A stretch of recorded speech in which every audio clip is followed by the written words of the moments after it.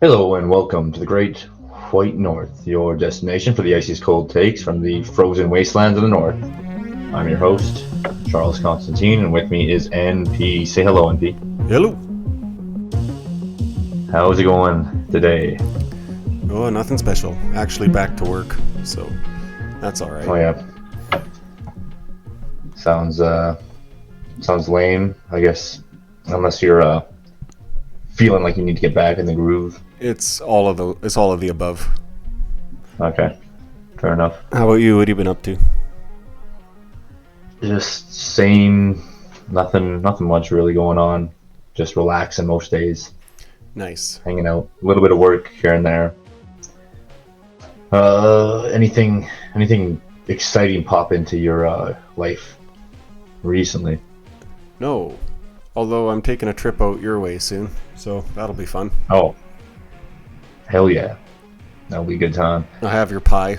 Yeah. Actually, I ate your pie today, but I'm picking up a replacement pie, and I will have your pie. I'm sure there'll be more than enough food, so I'll have to empty my stomach for a few days before that. Perfect. Well, you don't have to eat it in front of me. You could bring it home with you, you know? It would make it a... That's disrespectful.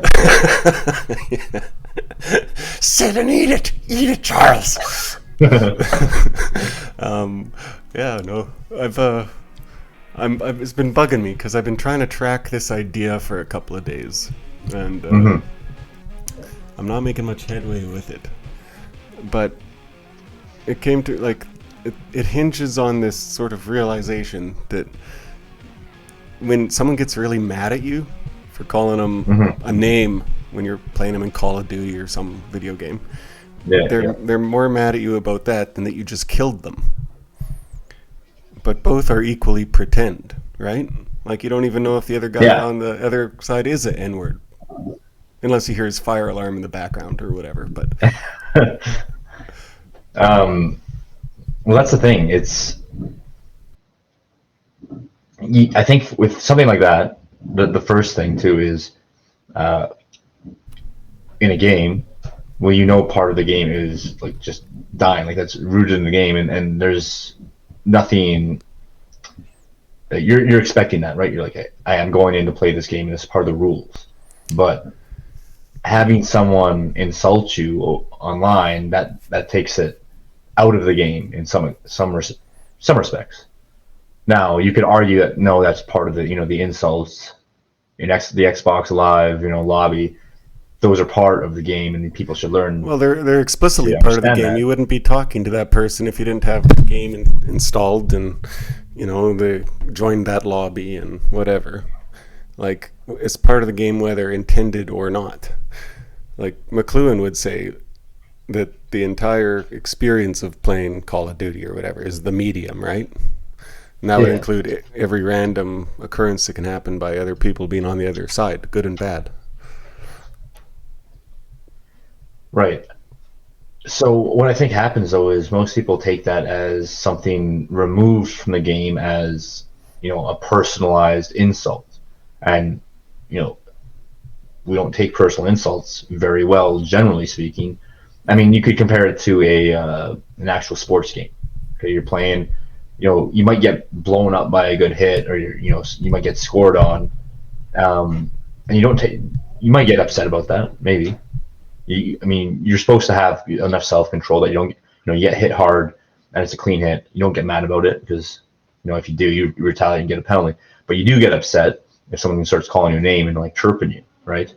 And again, so you ask like which one is more severe, which one's real. Like one of them is technically part of the game, the other isn't, or maybe both are part of the game. But why are you more mad at one than the other?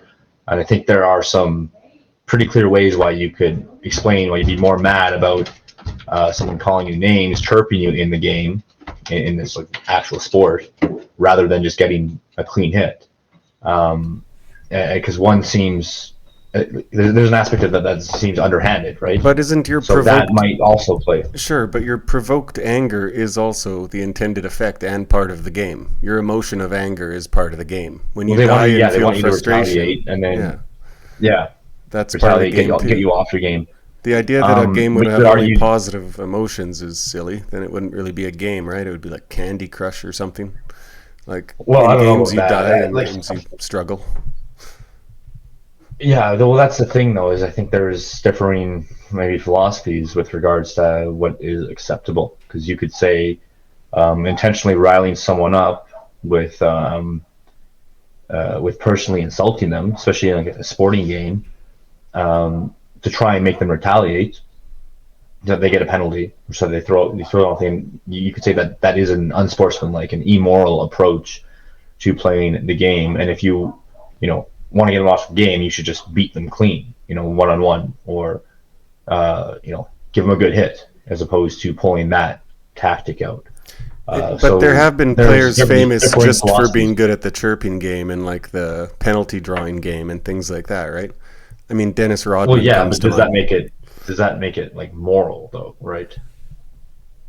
No, I'm not, and I'm not No, no. saying it's You one or know the what? other, but I'm just asking if is I that part totally of. agree. It's not like an honorable way to do it, but I guess I'm too deep into this hyper reality rabbit hole to distinguish like, Mhm. and I think that's actually kind of where we're at in life, and I think that's what I'm kind of drawing towards is that a lot of the new things hinge on our ability or inability to distinguish between these different layers of reality and different like layers of intended effects, because chirping and fighting are definitely part of the meta game of hockey no matter how much you make them against the Sure, rules. yeah, And so is the ref giving out penalties. Then that's a strategy and a resource to be used. yeah. I think that is a fair approach where you could say, yeah, it is technically a meta part of your game, and if I would argue that, like, let's say you want to be the moral side, you want to rise above it, then, well, the answer to that is not to get offended about the personal insults, but to stick to your game and just outplay them. And someone insults you, and you just maintain composure, and then throw it back in their face by either blowing them up in a clean hit or you're scoring on them. So there's that aspect too. And then when you take it from that level back to your example of the this hyper world of the video game, it's the same thing. Well, if someone personally insults you, like what can you do other than either scream in the mic back at them or just outplay them in the game, It's right? funny that now there's here's a dynamic that might happen in a game. Um, you really blow someone up. You just keep killing them, and you're just winning by all the rules of the game. You don't even have your mic on, but they then report you for I don't know swearing or whatever. They SWAT you maybe and say you're calling in bomb threats. In a sense, that's indistinguishable from the game. Like that's they're using the meta game against you because you refuse to use it. Hmm. The meta game, if you pull it Yeah, I out don't. far enough, is always just all of real life. Like it is actually like the Yeah, rules of well, physics and stuff. well, because I think you're touching on an interesting thing where I don't know if that specific aspect of the metagame, but the notion of the metagame of the hyper world, hyper reality, that in itself is something that you do have to learn, and it extends wider than just learning how to deal with insults online, like having a sort of composed um, approach to insults. It goes to navigating the entire sphere of the that online Right. world. Like remember when Um, we got Trump elected because they tried to put women in our video games? well, We showed you them. joke, but like that whole thing there, and then the way people look back on it, you see a clear difference between who understands how that whole uh, hyperworld kind of operates and who doesn't. And even look at, like, right now, a clear example is Jordan Peterson in his breakdown on how he's dealing with anonymous trolls online. Like, he's literally just giving them fuel to dunk on him even more. So Yes. that's an example. Someone doesn't get how this whole dynamic works, and he's sinking in it, right? He's sinking in the mire, and he doesn't know how to get out because he doesn't understand that there's a meta level to the way you interact online. And I think it's very similar to people that overreact to insults from like an anonymous name tag, right? Like the gamer tag that you play against online. Like, you don't even know who that person. You don't even know if that's a real, like, it's a person, but you don't even know that person beyond that name bar. And same with the anonymous profiles online. Now that's not to say that these personalities don't have a real world impact and you can just ignore it forever, because I think there's arguments to be made where people push maybe poisonous ideologies and practices through their profile, and then they hold this ironic well, who cares? Why do you care about me saying this? I'm nobody. I'm just a profile. Like there's another aspect where you have to approach it, but to me it seems like it. when people are complaining to the mods or to the law about things you say online, yeah, it seems to me like they're trying to win the video game by calling their mom to beat it for them, or like it's like like where's my older brother? Yeah, exactly. But they can't win online, so they take it back to where they have the status and prestige, ostensibly, where they think they do, right? And then you do it in reverse too. You say, "Oh, okay, well, you're beating me in this sort of real life thing. Why don't we arm wrestle about it?" Or whatever. Yeah. Like everyone always tries to drive it to the arena where they have the advantage, right? Exactly. You see this with like the nerds online that say, well, where's your study? Where's your peer-reviewed study on this source? But then you see it all in the exact opposite direction, where a guy will just say post physique or post your lift, but like at the same time, that guy doesn't have an answer to the argument either, and you just appeal to whatever domain. Whenever you suggest a new contest, you're just saying, I'm losing so badly here. Let's make it like best out of 11. Yeah. But now we're playing basketball. If Joel Davis is like schooling you on, I don't know, some kind of analytical philosophy or something, I don't know, either start reading your Heidegger or whatever, or shut the fuck up. Don't challenge him to a game of ring toss. It's pretty gay. I don't know. Yeah, no, but that's so true though. It's wow, you're mad that this guy is beating you in this one domain, and you think because he couldn't beat you in your own domain that he also deserves to lose where he's beating you. Like you're just completely goofball. Yeah. There are people. You know what? That's enough of that one. Let's move on to our next topic. I'm going to develop these ideas further. I think there's some interesting stuff to take away from that.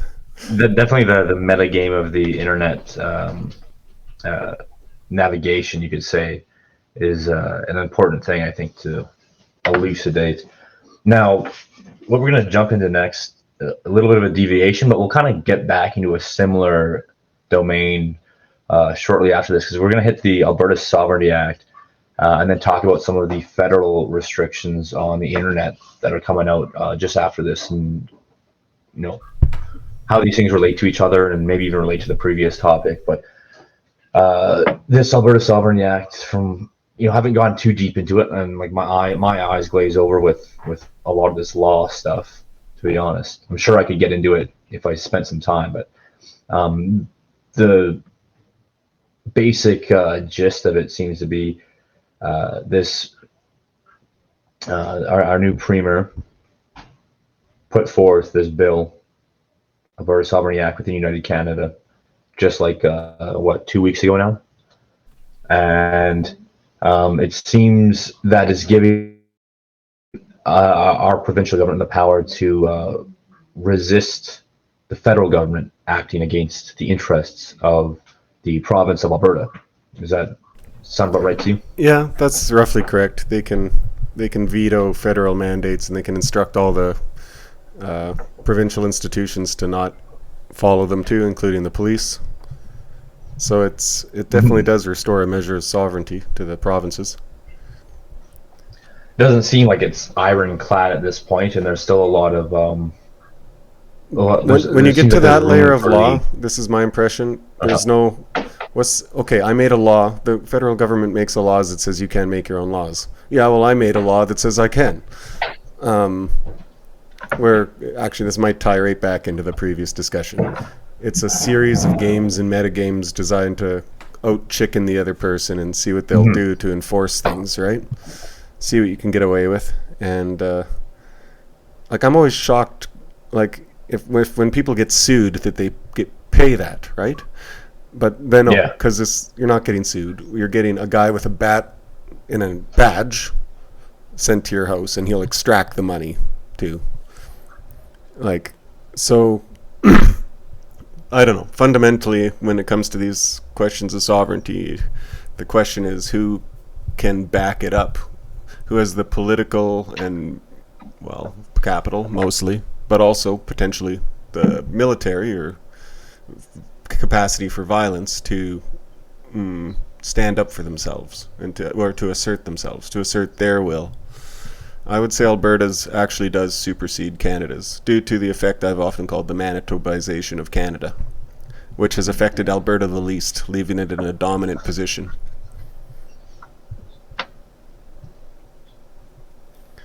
It's good news all around. Yeah, no, it seems that it's offering a lot of potential to push back on, not great big things, and obviously not everything that we would want, but even just little things to make Alberta, the quality of living, sort of insulated against a lot of the federal policies. Like some of these, it looks like it was one of the aims is like Greenhouse Pollution Pricing Act.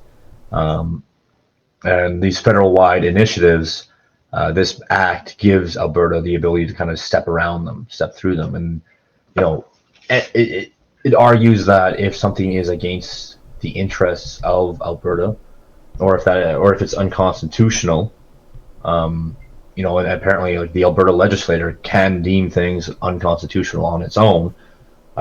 So that's a pretty big tool to have in your pocket, and as we saw in Saskatchewan with the provincial government telling the feds to just get off of the farmers' lands on these inspections, I think we'll see more of this kind of thing.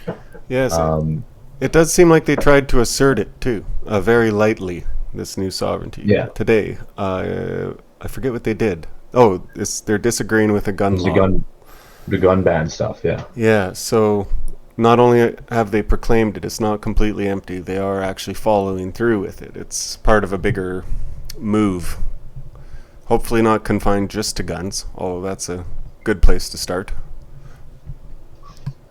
Yeah, like it says in this description I'm reading, the province's ability to curtail a federal policy will be necessarily limited to functions of that public entity.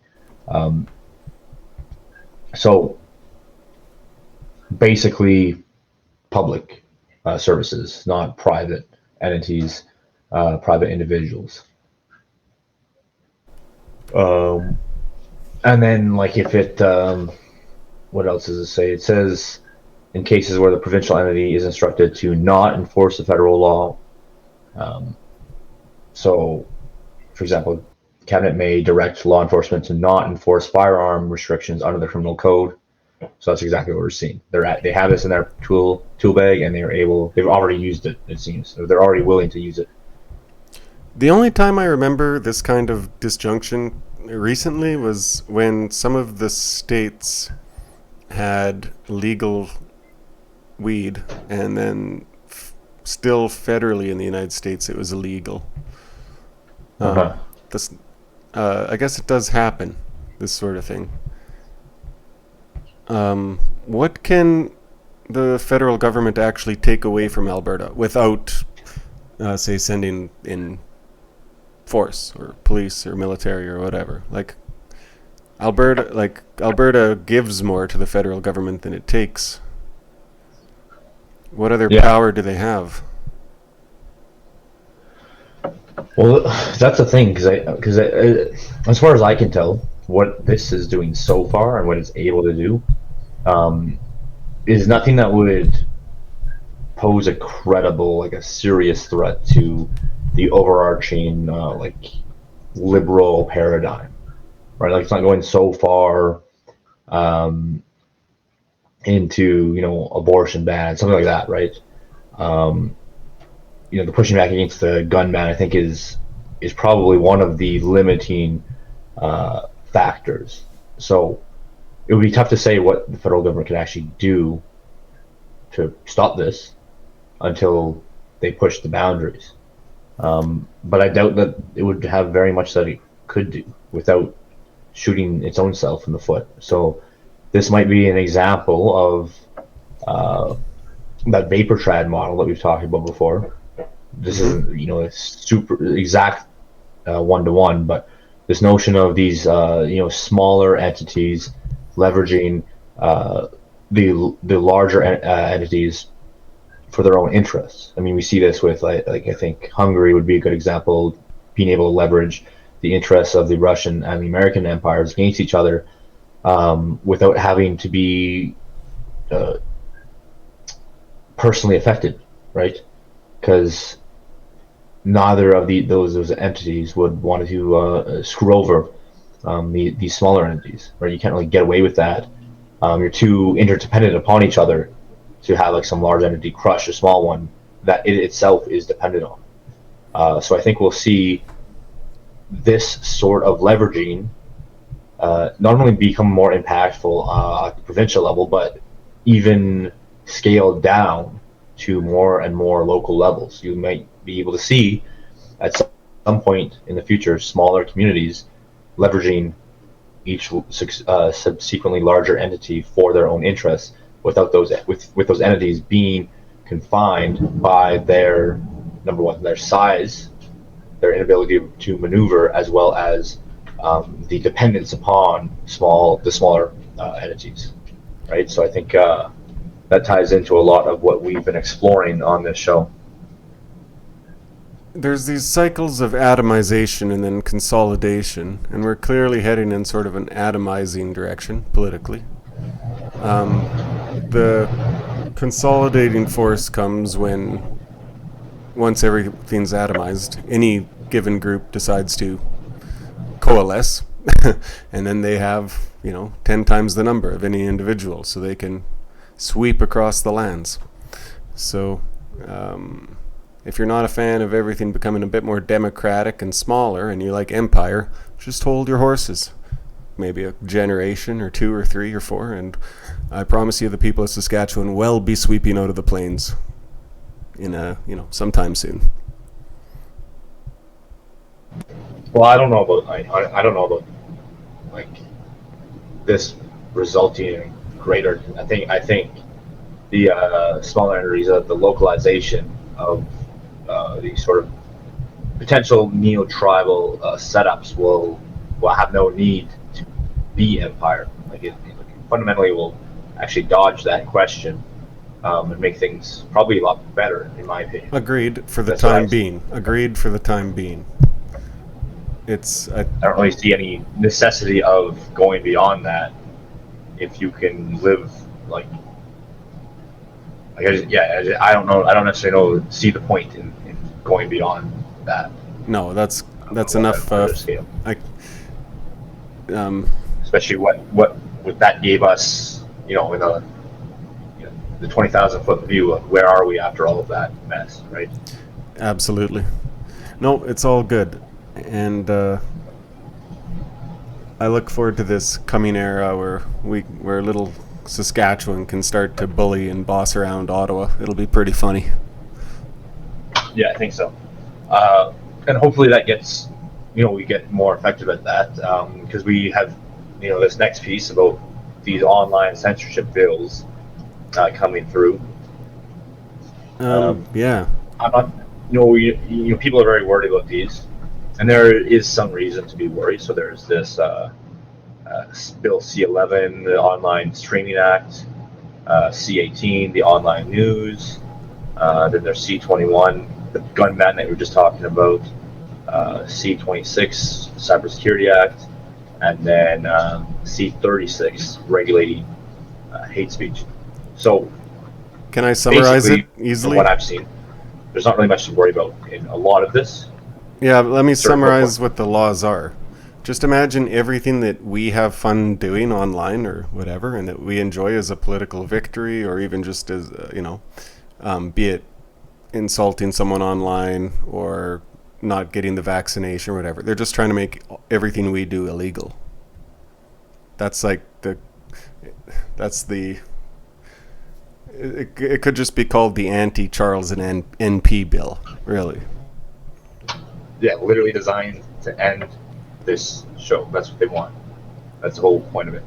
Um, but on that note, like realistically speaking, there's not much that it can do Right. overall. It looks like desperate scrabbling. Because yeah, it does. Because you have this like the streaming portion of it and the news portion of it. All that's doing is just saying, okay, we want the algorithms to preferentially push forward stuff that is Canadian related, which They is already a do. good incentive, Yeah. and they already do that. And it's a good incentive, honestly. Like, sure, push. It's just unfortunate that what their definition of Canada is much different than our definition of Canada. Um, but who cares? Like, Right. there's already things to get around that. If you don't want to see that garbage content, like, there's already a plugin for your YouTube so that you don't even, these like gay Canadian documentaries or whatever they post. Like, I don't know what they post. Those are going to be on the front page of YouTube now. Guess what? I can just use a plugin to block all that stuff. Or a on my VPN YouTube. to say to spoof like you're American. Yes, different. Yeah, exactly. Or whatever. Yeah, it's so easy. The more, and then the gun ban. We already talked about that. With well, it looks like provinces are giving themselves the ability to just sort of step around that stuff. This cybersecurity thing is more. Is basically posing the ability to cut your telecom providers if they think that you're a threat. You have the capacity for interference, manipulation, That's disruption. much more concerning, except that you'll just have to sign up for Starlink, which might suck. Maybe, well, not in Canada. Our ISPs are so bad anyway that Starlinks are competitive and probably going to keep getting better. But that's the worst that would happen, is it would restrict you to using some satellite internet.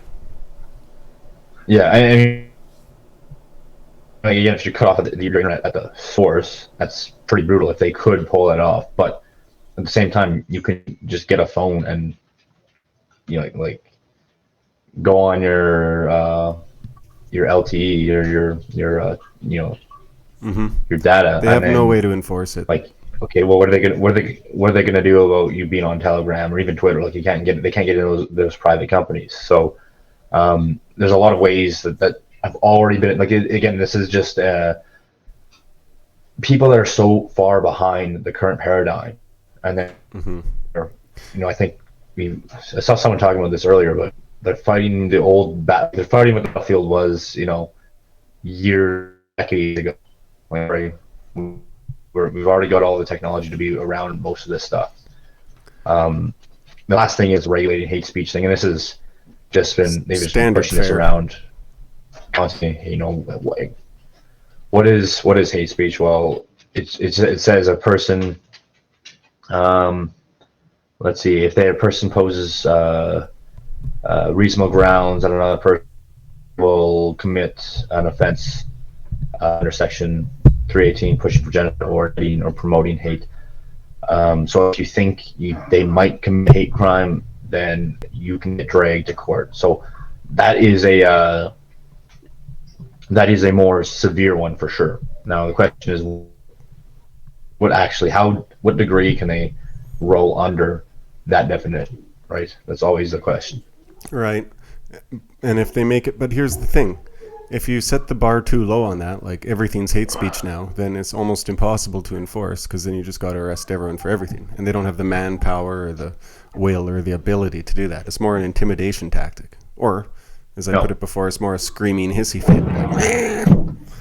Like all these laws strike me as stuff they can't enforce good, and that's why they're making them laws. If they're quiet on the things they can enforce good, like there's no talk of decreasing speed limits or increasing them or whatever. They've got that locked, right? It's all this stuff they can't control, so they put in more and more draconian laws. I don't know if you ever played that escalation game with your mom. No, you're a good kid. But a lot of our listeners will have played that escalation game with their mom. Maybe you're 15 or 14 or something, like, or 13. Your mom's like, you're grounded. Like, oh yeah? And then just all of a sudden in your head, you're just like, wait, how? Like, what are you going to do if I leave right now? Like, ground me more? Like, you've already hit DEFCON 4. You have no recourse. I'm free.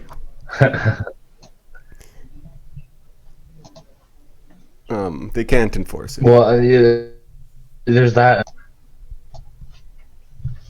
Yeah, and like I think the biggest thing would be that they would see someone. It would just be used to retroactively, look back on someone's history and say, okay, well, like they're not going to charge it like a hate speech thing according to this bill. They're not going to charge someone as comments come up. But if they have a wider reason to target an individual, and then they'll look back and say, well, we can just toss them. This person has done no crimes, but we can look back into their records. But they already could do that. And we can pull that. Yeah, but they already could do that anyway. The laws were already so restrictive here. They could always dig something up. I think perfect example. But well, I mean, perfect example, like for how long it's been like that. Remember, we talked about this on the Arcand episode. If you got new audience members, go back and check that out. That's an important 2 episodes on that.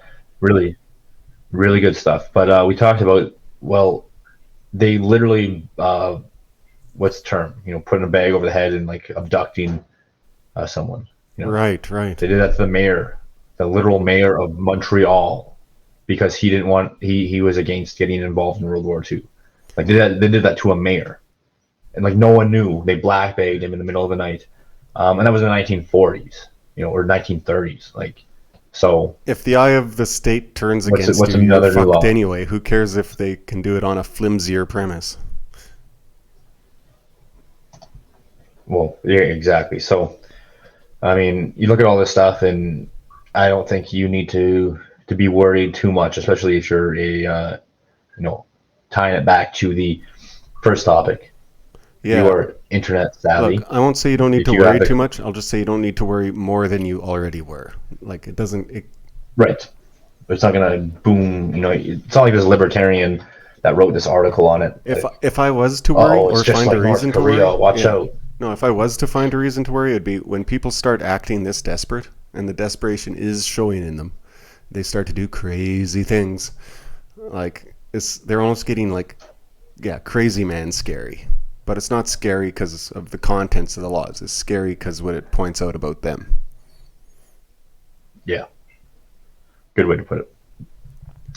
Well, I think we covered all that stuff pretty well. So let's wrap this up with we wanted to do the takeaways from the text on from George Grant, Philosophy in the Mass Age, because we covered everything in the whole book. We got a good summary of it. We didn't really have a chance because I think we mentioned this on a previous episode. Just neighbor getting in the way. Yeah, we didn't really land the ending.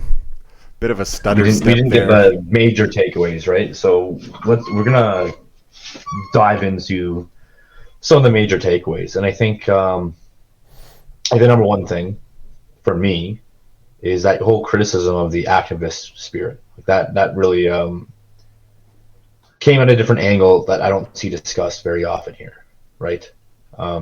It's rooted in that pragmatist notion of, well, you need to be effective in the world, in this moment, produce results here and now. And so that's a pretty big critique to level with at ourselves when we have this notion of, well, if you're not doing something right now, then you're useless. And I think that's a false premise, especially when we do this whole a theory cell versus like a man of action or whatever we dichotomy we make. This stuff is it's just silly. Like, you're just buying into the same frameworks of the system, how it's been, right? When you think that there's no use for the thinking man, the praying man, when it's just pure pragmatic acquisitions of power. Well, if that's all you care about, then why are you even in on the side that has no power? And Charles, you cut out. You cut out. This is the NP show. It's just NP. It always has been. I never heard of Charles. I've been getting a lot of comments about that. Don't know who you're talking about. Okay. One second. so in that his critique of the activist spirit, he's talking a lot of the same things that we see discussed in our current situation, where we have all these guys complaining about theory cells, saying that, oh no, we don't need thinking people, we just need men of action, right? And you've got to be productive. Like, everything has to produce something. If we don't see the results, if we can't quantify them, well, then it's useless. And so with all of that, with that mindset, you're just buying back into the same premises of the system. Now, Grant calls it American morality. The notion that you need to be productive. The truth is what produces results. And I think we need to be stepping around that. So that's one thing where it's like the highest value is activism. Well, no, like, we need to be thinking through these things so that we're going beyond them, so that we're recapturing the notion of the value in the poet, as he says, the poet, or the thinker, the praying man. And when we lose these things, we lose the capacity to have an understanding of our morals and our ethics, and those are the guiding force. Those are what tell you how to act, as he says. Well, think of I think of it this way: like, action without thought, that's just physics. Like, that's just things moving. Thought without action, I mean, it's just fantasy. It's just jacking off, really. So, it has. Well, I would say not quite. It depends how you define that. Sorry, an action would at least require writing it down or communicating it. That could change people's minds and stuff. So don't take that. Well, not even that. No. I'm gonna jump all over this, because again, there's always this notion that he cut out again. It needs to be for something. Right? Because that's what his critique is going to. Is this needs to be for something. Yes. No, sorry, you're roboting a little bit, but we did hear you. Okay. So, thought has value to yourself. Like, just... No. Well, even beyond that, it's because the deeper point that he's getting at is that the only thing that will get promoted as useful or as true is that which produces results. So as long as you're buying in the framework that it's not useful unless it's producing results, then you're basically agreeing, and then eventually, if you logically follow that to its conclusion, then you're back where we are right now. Yeah, right. You're right. So you got me. In terms of the thinking man and the praying man, prayer has a certain value that isn't communicated as a physical thing in the world. Now, you could say, well, you might pray for someone, pray for their good, right? And if you genuinely believe that that's going to impact that person and for the better, but you don't quantify that. You don't go and check up, did my prayer produce X amount of unit of value for this person, right? You keep that quiet. And in the same way, the thinking man contemplating the good, yes, and you might write that down, and it might be valuable, and there's good reason to, but you don't write that down for the purpose of producing something of value, producing results.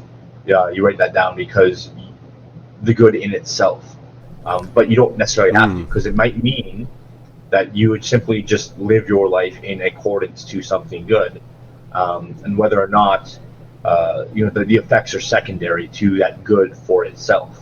And that's kind of what he's pointing at, is we don't have any notion that has a value, because we can't quantify it.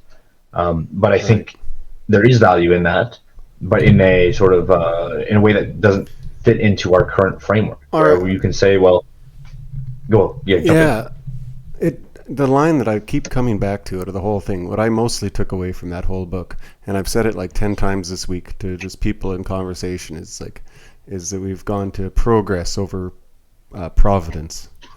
And it's much the same thing. Yes, It's that yeah, that was a good attitude. line from you. It's that attitude. It's the exact same dichotomy between things having to move and just things being and being in a state of being.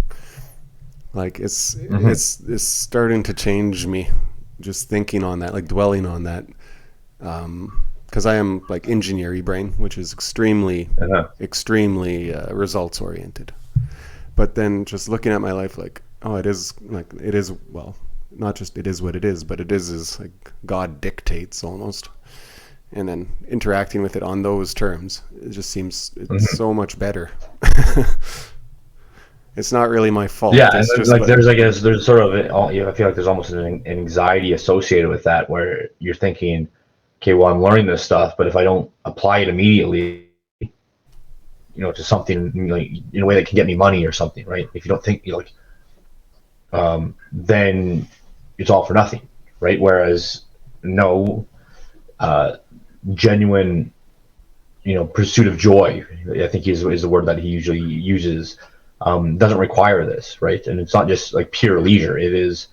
Um, it is like just enjoyment of the good for its Isn't own it sake. And crazy this is, how even our perception of time changes when we enter that mentality? Like time goes away yes, entirely.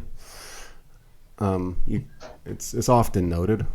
Hopefully, I got that point across. But you know it. You don't know when you're having a good time because you're just having a good time. yeah. Hmm. Like time itself And might be a to function, like a creation of this progress mentality. It might not exist without it. yeah, it's like such a deeper critique of so much of what we see, um, and I think it's necessary, right? Because otherwise, you kind of just, okay, well, we're gonna build this one thing, we're gonna build some organization, we're gonna build like a vehicle for power, and then that's going to, that needs to have function in certain ways because you can only get power according to these particular laws of power. I know, here's what the Machiavellian thinkers think about how to get power. So you have to, you can only use that. This is the scientific approach, and then you're basically locked in. And then it turns out, well, you're probably not much different than the people that you consider your enemies in the system at the end of the day. So like, why wouldn't you just join the people that already have power if that was all that's all that you care about in the end? Right. Well, and if victory Um, was following a series of steps, then one of us would have stumbled into it. But we know that truly victory is just entering a state of victory. You, like when you're talking about your sports, you just enter the zone or whatever. You're in a state of mhm. winning. Like you don't do a series of things to win. You just start winning, start being a Right, win. right. Like the act and the action don't really like have that like separation, right? Like you're not like, I'm this thing and then the action is out there somewhere else. Like it is just like one and the same. This is what the Tao Um, was trying to get at. This is the Tao. Like this is it's action without action or whatever. yeah. Well, and another good thing that he says, a good quote that he brings out is that, like, he says the moderns lack the deep and intricate thought of the older philosophers because they've thrown away the ancients. So he's saying that we need an understanding, both of the moderns and the ancients, to find uh, the truth in progress, but toss away the bad from that. And so to bring that all together, there's this, those deeper, older philosophies have these truths in them, right? And that gives us a reason for being. And we also have a modern philosophy that drives a lot of the science of the day, that also has some truth in it because you can't deny the scientific advancements that we've experienced. Mm-hmm. But at the same time, moderns aren't thinking deeply about, where's this going, right? So he's saying, how can we?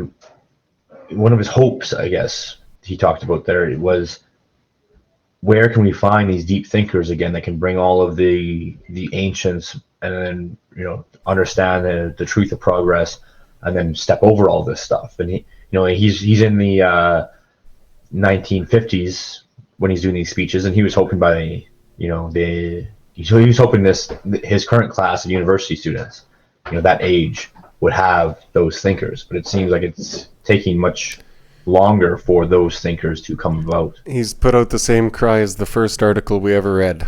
Who's the hero of the internet age? Oh yeah, I think that's a pretty decent comparison there. Yeah. And now we have at least another way of asking it. Better someone copy Josh Neal on this. George Grant, can you say it again? He said, how do you understand progress but step over it at the same time? He said we need an understanding of the moderns and the ancients that finds the truth in progress while tossing away the bad. So his call was for the thinkers, the philosophers coming about in his age, to be the ones that could rediscover the value in natural law and older thinkers that hold these eternal truths, while bringing that to bear with the modern advancements that do have truths within them as well, right? So how do we get that all worked out and then step over the issues that we face? Well put. And can I also just say you had some of the funniest background noise we've yet heard in in the whole podcast. It sounded like your landlord just came in the back and filled up your water softener with the pellets, the salt, which is pretty typical for your audio quality. Well, that's fine. That's part of the ambience. Yeah. Remember when we interviewed Laurentian and he had the milkers going on in the back? Yeah. Classic. Literal live broadcast directly to cow milking. Awesome. This is a good podcast, actually. Yeah, you guys gotta go watch that episode if you haven't there yet. Yeah. Oh, yeah. Well, okay. Well, so there's a couple other things that we can pull away. I think we'll just need. I think there's 2 or 3 things I wanted to tap on. The number one thing to bring out from all this is, in this text, Grant doesn't completely reject equality and freedom. He says, well, the equality that came out of the Enlightenment and these industrial progresses is good. And he kind of agrees with Marx in the sense that if there is no scarcity, then why are we treating people as if there's still scarcity? Why are we dividing up resources so drastically when that's necessary? And Grant's saying he's seen things improve in that direction where there's less disparity. I mean, since Grant's time, there's probably more again, but he's saying that's a good thing. I 100% agree. There's not. I've been thinking about it and in he's terms saying of more freedom in. Sorry, Mm-hmm. I've been thinking of that in terms of energy and how they make so many false restrictions on our ability to produce energy, which makes everything cheaper, right? Fuel and energy. So it's a false scarcity, and they really should have a duty to build nuclear plants to allow, whatever needs to happen, because it's just there for the taking, and it's a absolutely false imposition not to use it or allow someone to use it. Yeah, he's right. I believe 100% we live in a pretty much post-scarcity world. Same way you guys all pirate movies, because it's actually there's infinity of them. I can take your movie and you lose nothing, therefore it's infinite, right? It's we need to remodel and reappraise every single thing based on all this. Yeah, and the other thing that he brought out in that same discussion was the whole push in human history, or maybe not the whole push, but a large chunk of the push was giving more leisure time to man. And in the past, it was only the sages or the philosophers that could do that contemplation of the good. It was more of an elite thing. But he's saying, well, the scarcity that is being eliminated is giving more people more free time. And his hope is that, more people could have that capacity for contemplation. Now, I don't think yeah, like I don't think every single person we know inequality exists in international capacity, but that doesn't mean that people should be confined to labor forever, right? Yeah. And neither does it mean that people should be confined to Netflix over and over again forever.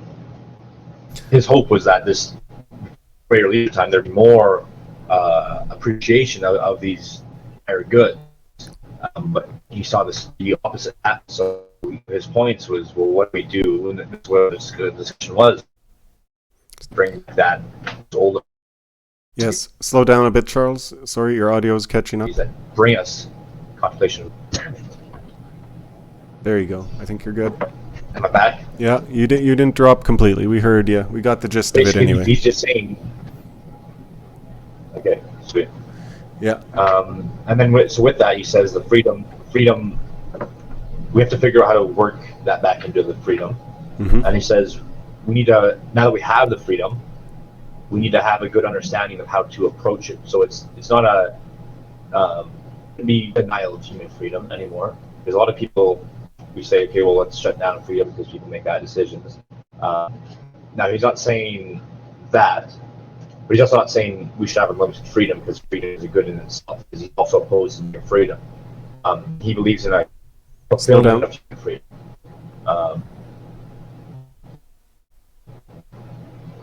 What his approach on that is, you have to be willing to guide people to make the right choices, as opposed to forcing, denying routes.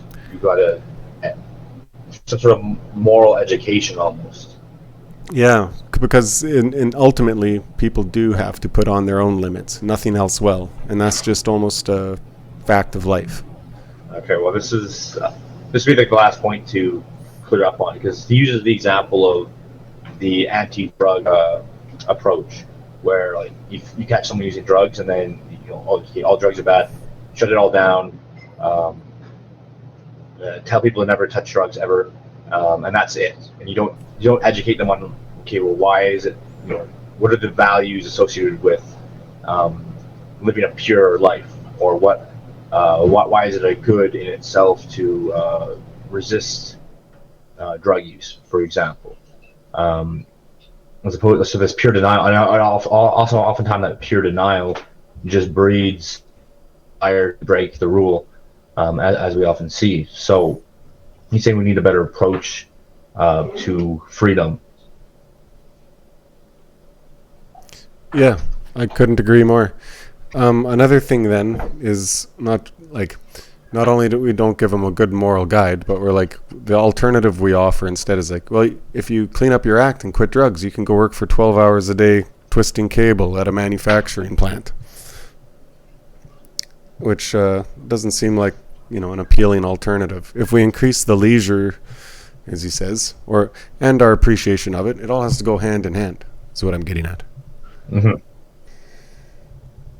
We do sound like big old commies, I guess, but only because we're not conservatives, really. Well, no, I don't think that would be the case either, because we just agreed that like pure denial and strict regulation isn't necessarily the approach to some of these problems of freedom, especially negative freedom that we take big issue with in this sphere. You have to have the freedom to serve. I think that's the main point that he's saying, and you have to teach people why it's important to serve something higher than yourself. That notion of serviam. Okay, Charles, what's your favorite Christmas goodie? Man, I don't have a favorite. I guess gingerbread men. They're great, but I like them all, to be honest. Does your mom, grandma, whatever, does she make the crunchy ginger We make so many snaps? Christmas. Yeah, but do they make No, crunchy ginger no, snaps the or soft actual ones? Gingerbread, yeah. Well, I guess you could say the crunchier ones, yeah, where you bake them and they're all hard. Yeah, some people go soft. I like them a bit chewy, I think. My grandma used to make them crispy as heck, though. It's tough because we bake enough for like 20 families, so you got to freeze them. Yeah. So I guess like once they're melted and they've been sat out for a while, even then they're not that soft. Yeah, So and the crispy ones are definitely awesome too. It's such a hard decision. I still haven't had eggnog either, like we were talking about last episode. what? No, Man, I had a whole thing of eggnog this week. I'm Not myself, but well. I'm gonna have one with you when I see you on Saturday here. man, eggnog. I forgot how good eggnog. Every year you just take that first sip of eggnog. It's Oh, so good. I'm the what's the expression? Waiting makes it even sweeter. All right. Well, you better get on that train. All right, and everyone else should like and share and subscribe, and have a very Merry Yeah. Christmas, because I don't think we'll see you before Merry then. Christmas. All That'll righty. probably be. We'll see. Well, we We'll might, see. we might get another show in there. Alrighty. Well, see you later, Charles. See ya.